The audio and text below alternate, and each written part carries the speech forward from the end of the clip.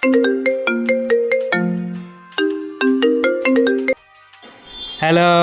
Hello, నాకు evening కల్లా 2 లక్షలు రెడీగా ఉండాలి.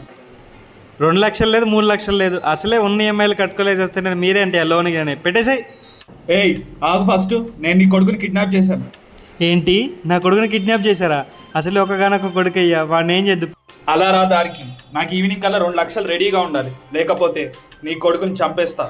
ఏదో ఐటీ జాబ్ చేసుకుని బతికే వాళ్ళం అండి, మా దగ్గర 2 లక్షలు ఎక్కడ ఉంటే చెప్పండి. ఏయ్ ఎక్స్ట్రాలు దొబ్బకు, నాకు తెలుసు నువ్వు నెలకు 1,00,000 రూపాయలు సంపాదిస్తావు. నా దగ్గర ఇన్ఫర్మేషన్ ఉంది.